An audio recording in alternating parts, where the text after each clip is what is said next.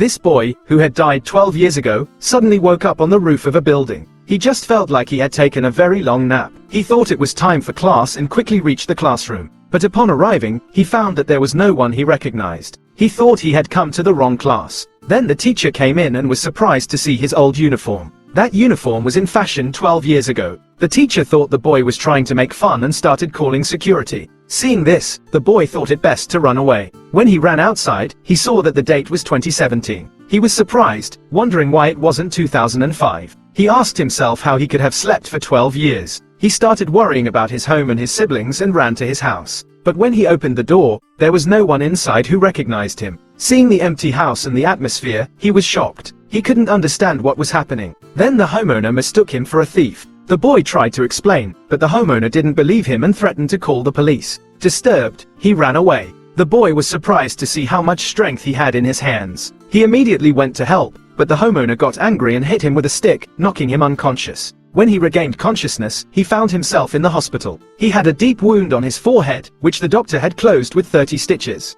Nearby, the police were asking for his identification and date of birth. The boy said his name was Chen and his date of birth was June 7, 1987. Hearing this, the policemen were surprised, because if he was born in 1987, he should be 30 years old now. The police thought he was lying and took him to the police station. But when the police verified his identity, his information was correct, but the records showed him as dead. Seeing this, the police were even more surprised. The boy himself was confused about what was happening to him. When he went to wash his face in the washroom, he saw that the wound on his forehead had completely healed and there was no sign of stitches. This made him even more confused. Then a policeman came there and was shocked to see him, because that policeman was his childhood friend who had died 12 years ago. They recognized each other and then sat down to talk in a nearby shop. Seeing his friend, he started wondering what was happening. When he asked about his old friends and girlfriend, his friend told him that everything had changed in 12 years. Then his friend asked him if he remembered the day he disappeared. Slowly, the boy started remembering everything. He began to recall that day, when he took care of his siblings, went to school, and got involved in a fight. At school, his younger brother was beaten by a bully. He was angry and the bully and the teachers and friends calmed him down.